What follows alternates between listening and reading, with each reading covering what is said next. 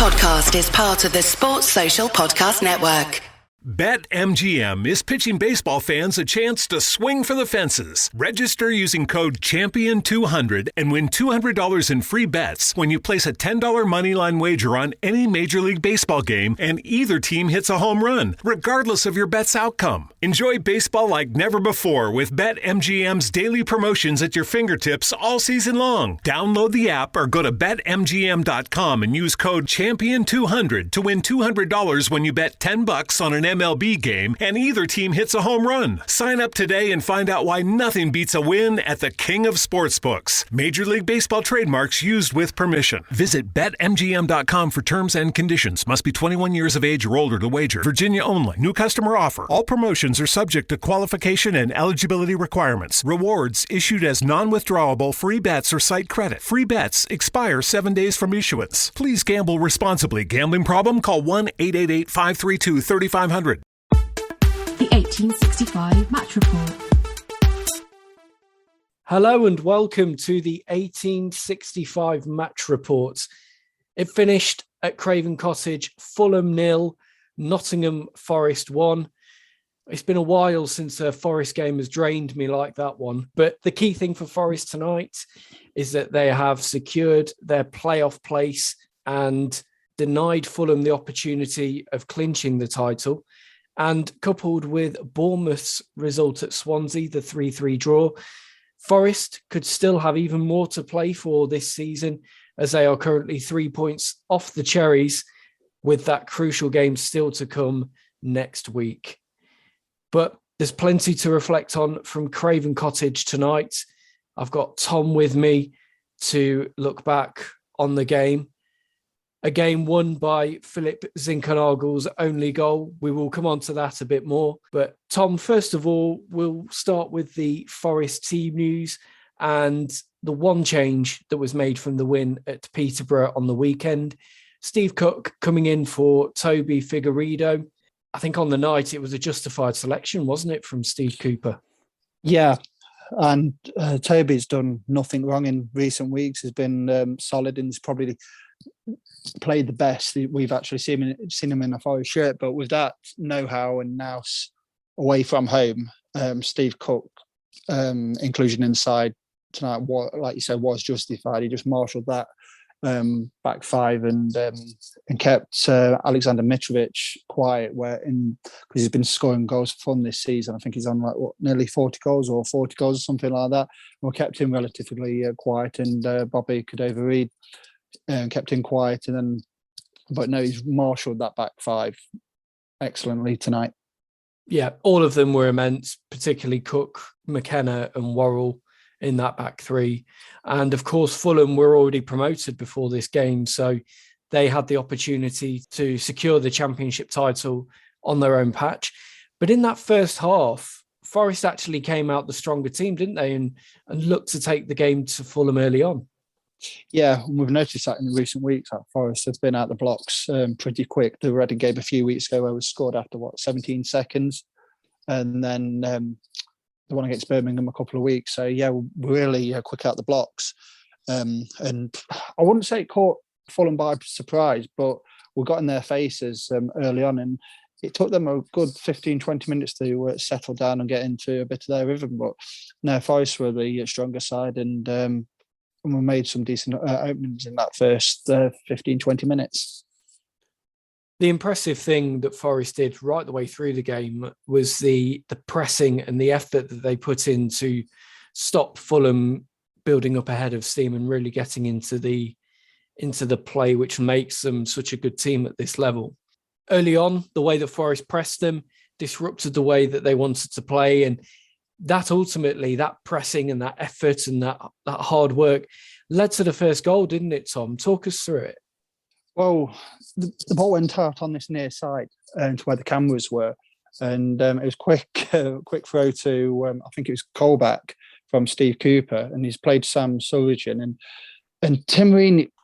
I've seen him this season, and he's never looked comfortable when he's facing his own goal, and he was in two minds. Then obviously Rodak's come out, and between them, neither of them dealt with it, and it's just a lesson to any player out there.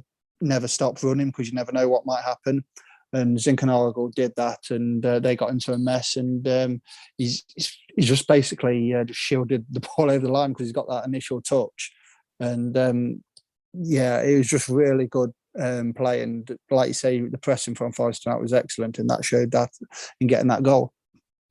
It was a scrappy goal, but probably one of the most important goals of the season, and a priceless one really for Forest in terms of what it means tonight and what it could also potentially mean for the rest of the season. Yeah.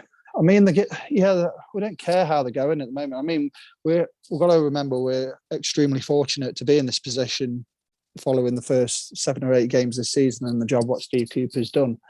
But any goal at the moment, I don't care how, because we're that close and it's in our grasp. I don't care how we play at the moment, as long as we're winning games. And I don't care if that goal was scrappy. I don't care if it's come off Zinckernagel backside. At the end of the day, we've scored, they haven't, and we come away with the 3 points. So, and it was that game tonight, and where Steve Cooper's mentioned that we was never going to get high possession stats. So, but it was a really well drilled, disciplined performance by the whole team, and even the subs coming on.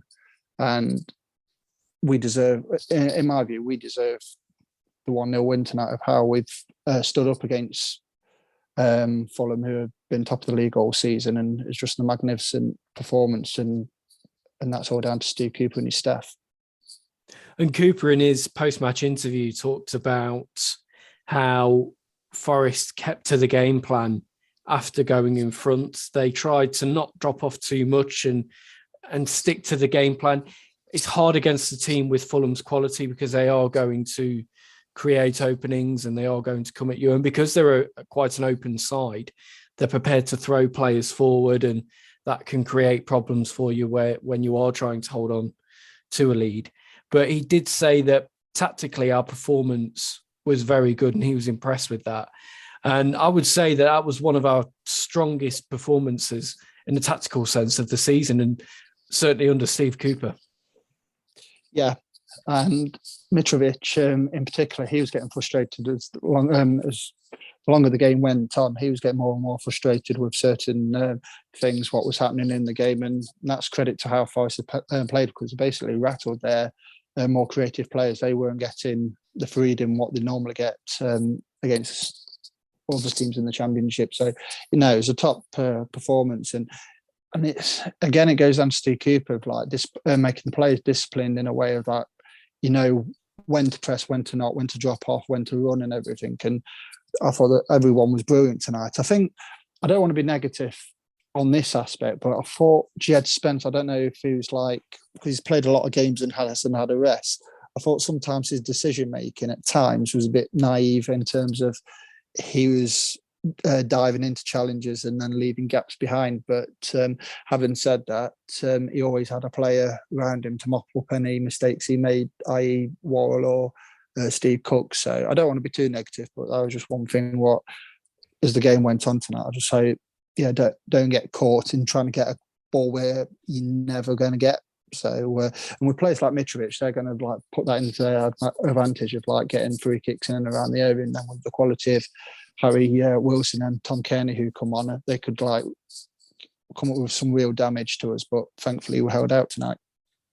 And Forest did need to be on their guard defensively, and they really had to be at the top of their game. There was a moment in the first half, a cross came in towards the back post. Mitrovic was going up for it, but Worrell was there with him and did enough to put the striker off, and the ball went away and out of play. Little moments like that, which have really helped to win Forest the game. Big tackles. There was a big tackle from Cook on Mitrovic towards the end of that first half, and then blocks and ricochets from Forest players as they were trying to keep Fulham at bay. And that commitment, that dedication, particularly from the back five, but everybody in the team played their part, was so crucial to getting this win. And given the nature of the Peterborough performance on Saturday, where Forest were okay, but they weren't at their best, to come back and play and put in a performance like this against a team who are going to win the Championship title, let's be honest. Magnificent display. Yeah, and also you're playing against players who are basically they've spent a lot on him. Mitrovic is probably going to cost. Well, I think when they bought it from Newcastle, what was it? Something like 8 to 10 million quid. Then they had John Michel Seri in the middle of the park, and you had Harry Wilson, who I think they spent like 12 million on, or something to do with his loan deal. It's a bit complex, but they've got players who have done okay in the Premier League. So I think it's a magnificent performance. And Seri, I think he was the best player on the pitch tonight in a Fulham shirt, but we pushed him further and further away from our goal, which was a credit to Garner and Yates in there, who they were good and they gave us a real platform to play upon. But you didn't hear much of Garner, to be honest. But that's not saying he hasn't had a good game tonight, because them two in the middle of the park has effectively stopped Fulham from playing tonight. And that's it. I think that tactical move and the way that Forest set up was key. And Steve Cooper did say that we went to almost a box to deal with their narrow fullbacks coming in at one point. So you're almost playing a 5-2-2-1, which again shows the flexibility of the team tactically, but also Cooper to identify what the other team is doing and finding a way of adapting and combating it, which again, really impressive. He just keeps doing this, doesn't he? Yeah, and he's always thinking on the spot. I mean, in time, I don't want to compare because previous managers are not in the same league in my eyes as Steve Cooper, because they will stand around for like 10, 15 minutes and you can see what's happening, but they do nothing.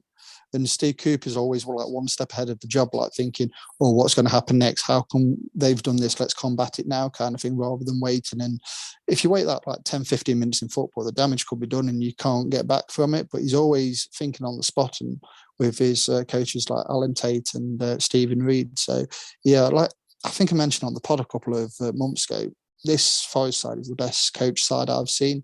And it's evident tonight when Sam Surridge went off, you think, oh, no, what's happened? What's he doing? But he's combating how they play. We're bringing Cafu on and Lolly's attacking and creative, but he has got that discipline side of the game. And then obviously Rishi Larea coming at right wing back, and Spence obviously moved to the other side. So his real asset for Steve Cooper is his flexibility, and it's brilliant to see. So the rest of the first half played out with Forest staying in front at 1-0. At half time, Tom, how are you feeling about the game and the way that Forest had approached it up to that point? Same again, really. Don't change too much. Just stay disciplined. Just carry on what you're doing. It would have been nice to get that second goal, and we nearly got it with Sam Surridge. I mean, it was a decent save by Rodak when he's got played in by Brennan Johnson. But it's just carry on what you're doing. Don't be naive. Don't give away stupid free kicks. And like I said, just carry on what you're doing. And they effectively did that. We knew tonight we wasn't going to see much as the ball as we usually see. But like it was just a real disciplined, well-drilled, perfect away performance.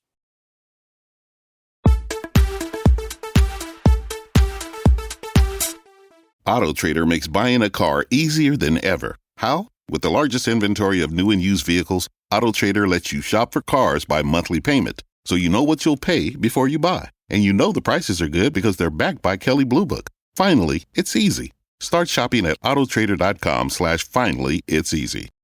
Before we come on to the second half, we'll now hear the Fulham perspective on tonight's game.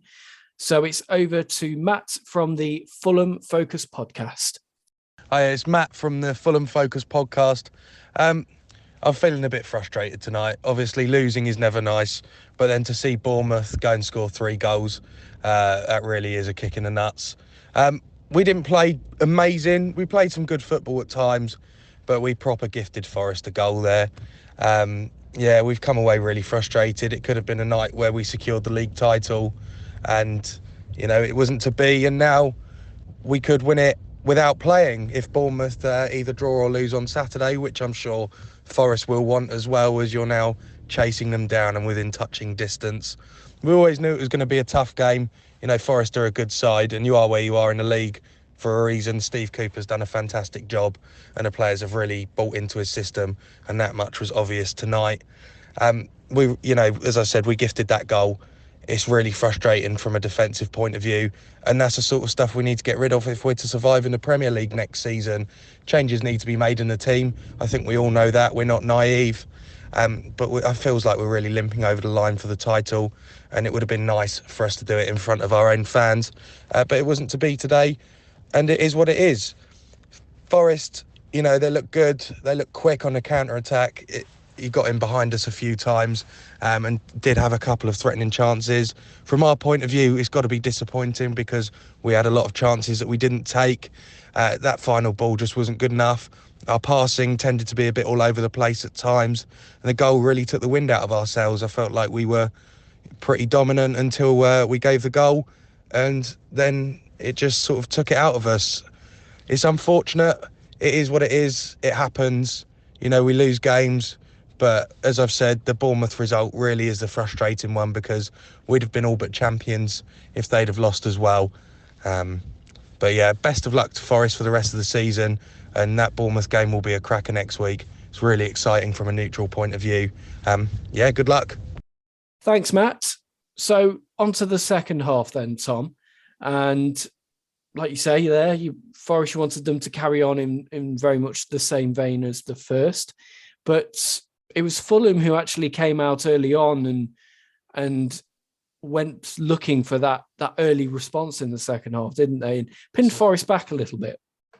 Yeah, and you knew that was going to happen. You knew, because they won this championship title wrapped up, etc. So, but Forest were resolute, and we knew they were going to have a couple of openings and a couple of half chances, and Forest just set stall out again.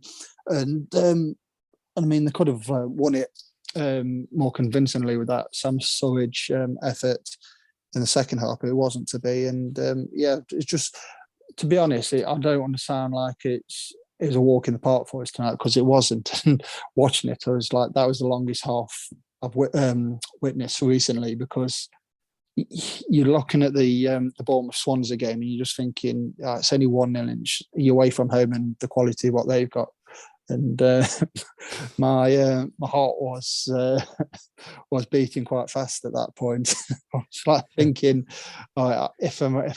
if it's only this, I can't. Then if we do get to the playoffs or whatever, we might not have the playoffs. But it's just one of those, how I'm going to cope. And I think everybody was like that who was a Forest fan. But thankfully, we held out. And that was the other thing to be looking at tonight, as you say, the Swansea-Bournemouth game, where Swansea ended up 3-0 ahead. And not only did that mean that we were closer to Bournemouth points-wise, but that their goal difference was suddenly 3 worse off than us. And were it not for their dramatic comeback tonight, Bournemouth, then we would be a point closer, and also goal difference-wise would have an advantage over them. As it stands, it's 3 points ahead for Bournemouth of us at the moment, but the goal difference is the same. So it could all potentially ride on that match next week. Yeah, it's even though you're so engrossed in what your own team is doing, you're at that stage of the season where you're starting to worry about other teams' results and wondering how that can affect your place in the table and perhaps how your season unfolds. It's nice to be involved in this kind of drama again, but at the same time, I've almost not missed it. Yeah, and I think it's inevitable in the Championship. There's always this series of games from like the Easter weekend going to the end of the season of who's playing who and the jeopardy element and who needs what and everything. And like I said, if we do get to the Premier League, I'm going to miss this kind of anybody can beat anybody kind of thing. But ultimately, if you want to be in the Premier League, then obviously you got to do it by promotion and all that. But no, it's me. I think first and foremost we need to concentrate on Saturday, because Swansea are no mucks. They've shown that tonight, going into a 3-0 lead against Bournemouth. I don't think they've got much to play for, Swansea. I don't think they can get into the playoffs now. So we've just got to concentrate on that. It's not going to be a pretty game, because unless they're going to play, if they play how a Swansea side normally plays, then it might be because they haven't got anything to play for. So it might be a bit of freedom, and but we've got to be on our guard and not be naive and thinking, oh, we're playing Swansea, he's got nothing to play for, the game's in the bag, because Championship doesn't work like that. And if we do get a positive result, then it's obviously game on next Tuesday on the South Coast. But first and foremost, we've got to think about the Swansea game, and obviously Pack City ground again, and just a matter of getting behind the boys, and hopefully come 4:45 on Saturday, it's a positive result and hopefully 3 points. Absolutely. And Swansea being a bit more of an expansive and open team might give Forest the opportunity to create chances and score goals. We saw quite a bit of that tonight, actually, in that second half, because it turned into a real end-to-end game. We had the big chance for Fulham, Fabio Carvalho with the shot from outside the box, which was going into the far corner, but Samba got across well and dived and palmed it away for a good save. But then Forest had those opportunities to extend their lead further. Brennan Johnson, who this week has been crowned the Championship Young Player of the Season, showed flashes tonight of exactly why he's received that award. Good pace down the right-hand side, looking to create and be dangerous. He put the ball in for Surridge. There was one in the first half which flashed across the face of goal that Surridge couldn't quite get on the end of. In the second half, ball comes in, Surridge is on the end of it, but it's a shot that's smothered well by Marek Rodak. I think it's good goalkeeping, but if Surridge just lifts that one a bit more into the roof of the net, then it's 2-0 and suddenly a bit more comfortable for Forest. Yeah, and in the goals what he has scored recently, Sam Surridge, he has had put a bit of loft on it. Like the goal against West Brom, he's hit that in the roof of the net, and the one against Reading, I think it was, is that obviously got that off the ground onto the near post. But I think it just happened so quickly, and he's got decent contact on it, and it is a good save by the goalkeeper for Fulham. But it's just one of those. We had a couple of half chances, and you just hope it wasn't going to come back to haunt us, and thankfully it didn't tonight. But that one in the first half, even though he's probably hit it a bit too hard for the cross, Johnson, if Surridge does anticipate that, I still think he can get there. But obviously he only got that split second to decide, and he didn't do it, and it's flashed across the face of goal. The other big chance for Forest in the second half was Brennan Johnson's effort, which was blocked by the leg of Tosin Alderweireld. It was Richie Larea who came on, and he was away down the right-hand side with good pace, carried the ball, crossed it in low for Johnson, but he couldn't quite convert that one. The substitutions in that second half, so Philip Zinckernagel, I think he was struggling a little bit before he came off, but he was replaced by Joe Lolly after appearing to take a knock in a tackle, and hopefully that's all it is, a knock, and he will be back for the next game. We also saw Sam Surridge come off, interestingly. I don't think anybody really saw that one coming, Tom. No, when I looked at it, I thought, I initially thought he's had a knock. That's what I thought. And then he come off and he looked a bit puzzled why he's come off. But looking back on it now and then listening to Steve Cooper's post-match comments about having that box in the midfield to stop them from playing, I think, it's justified, isn't it? Because, and it's worked, because at that point, it's just a matter of keeping what you got. Mm. And I thought when Cafu come on, I thought he looked quite promising and looked lively. And Larea, that run what we've just mentioned, he looks okay. I mean, obviously we've only seen him like a little glimpse of him from the game against West Brom last Monday, and then this game. But I think he looks okay. So we'll just have to see how he develops at Forest. But no, like I said, the boxing midfield, I think that was decent tactical move by Steve Cooper. And so as the game ticked on and those long agonising minutes went past, Forest were obviously having to defend a bit more because Fulham were chasing that goal, and a goal for them would have secured them the title tonight. And they had a few moments where the ball was looking to get in for Mitrovic, or Harry Wilson was looking to get space. He had a shot that was a bit weak in the end, and it was saved by Samba. Samba also came out and claimed some crosses, made himself big and commanded his box well there. But I thought Forest saw out the game quite well. particularly in that last 15 minutes when it could have very much been the backs to the wall, shots fired in, and you're really clinging on. But Forest held on well, didn't they? Yeah, and I mean, Samba, we know he's had his critics, and when he had that balmy couple of minutes against Stoke the other month, and he's ultimately got suspended, then lost his place in the side. Since he's come in, I mean, he hasn't absolutely been peppered with shots, but tonight I think it was massive just taking that pressure off the back five when he was coming for crosses. And when you got like players like Mitrovic, who's big and strong in the air, for him to come for crosses and just take that pressure out, I think it was massive. And I think that was another factor why Forest got themselves over the line tonight.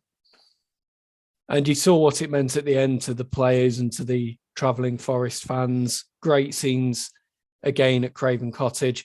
I saw a clip online of, I think Steve Cooper had to barge his way through a police line just to get to the fans and give them a wave and the fist bumps, which again just shows that connection, doesn't it? And just how much this means to everybody associated with Forest, and just how much Cooper gets it, and he's so immersed in what's going on.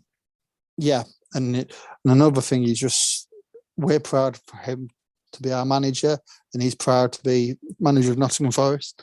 So everything goes hand in hand at the moment, and may long it continues beyond this season. A final note from tonight and from Cooper's post-match interview: Lewis Grabban, hamstring trouble, and he's out at least until the whole game, which, yeah, that is a blow because it weakens our attacking options, not having the extra bodies there to play up front. But Sam Surridge has been superb since he's come into the team. You've got Brennan Johnson tonight after Surridge went off. He played as the most advanced forward. You got Zande Silva, who could do a job up there as well. So hopefully from our point of view, nothing happens to Surridge, because again, he's just been so crucial in keeping this momentum going and keeping us as a strong attacking force in the absence of Keenan Davis. Yeah, and another telling thing, I mean, we've lost Max Lowe a couple of times this season. Obviously, Keenan Davis, Grabban, this is the second time we've lost him this season. The mentality is not to dwell on it. I mean, in recent seasons, it's like, oh, that's it, season's over. We've lost this player, that player, etc. But this season, I think it goes down to Steve Cooper, next man up. That's his quote, what he's been saying, next man up. And it's just like, we'll get on with it. It is what it is. And I think that's been refreshing. So, but yes, it is a bit of a blow with Grabban. And to be honest, I've always liked Lewis Grabban, and before his injury, I thought he was in brilliant form. But since he's come back from his injury, he just hasn't been as sharp. And I don't know if that's the fact. I know he's like 34 now, same age as me. And sometimes I feel I wouldn't after I've like gone on a run or whatever. But yeah, I just think he's just been lacking that probably match sharpness. But yeah, it is what it is. He's out injured, and we just have to cope with what we've got at the moment. You're making the point there about how this team won't rest on their laurels and be complacent. They'll just be focusing on the next game. Steve Cooper will make sure of that. And while us fans can be looking at our fixtures coming up and the table and the points and the goal swings and potentially dreaming of something more than just the playoffs this season, we have to remember that Forest have come from absolutely nowhere at the start of the campaign. To even be in this position is remarkable in itself. And as we now go into the last couple of games, yeah, the potential is there for an incredible end to the season, with Swansea to come for Forest on Saturday before the away match at Bournemouth next week. The crucial thing, I think, from Forest's point of view, is just keep the momentum going. If it takes them into the automatic promotion places, amazing. You know, we've done something incredible, but it's all about keeping that momentum going, that winning form going, because the most likely scenario is that we end up in the playoffs. Yeah, and on Saturday, Bournemouth play Blackburn. I don't know if it's at Bournemouth or it's at Ewood Park. Yeah, it's at Ewood. Yeah, so, and Blackburn are still on the periphery of the playoffs anyway. They've had a Last night they had a 4-1 win against local rivals Preston, and they're still gunning for a playoffs spot. And Sheffield United, they're like in and around it, but by all accounts, they've got a striker crisis at the moment, and they've got quite a few strikers out. So Blackburn are still gunning for it. So they're not going to like rest on their laurels or anything on Saturday. So it's going to be a hard game. But so it's in Forest hands. Let's get a positive result against Swansea. But the thing is, though, Bournemouth will be looking at that game on Tuesday, and they will not fancy playing us. I know they're above us and all that, but with the momentum and the games what they've had recently against the likes of Swansea tonight, I can't remember who played at the weekend. Bournemouth played Fulham. That was it. On the weekend, yeah. Yeah, then there was over Easter. They didn't pick up maximum points from certain games, so their form's been iffy recently. So, like I says, whatever happens on Saturday, get a positive result, then see what happens on Tuesday. It's in our hands. So, So, like I said, we'll be looking forward to that game on Tuesday where they wouldn't. And I think psychologically that's massive at this stage of the season. Definitely. And from Forest's point of view, a positive result against Swansea, and you just treat next week as a free hit, don't you? And just see what happens. Whatever happens, it promises to be a memorable end to the season. Forest have secured a place in the playoffs for the first time in 11 years. And crucially, they've done it by beating probably the best team in the division on their own patch tonight in what was a fantastic team display. We will be back with you on the weekend with our match reports following the Swansea game. But until then, thank you for listening. Thanks to Matt from Fulham Focus for joining us. And until next time, goodbye.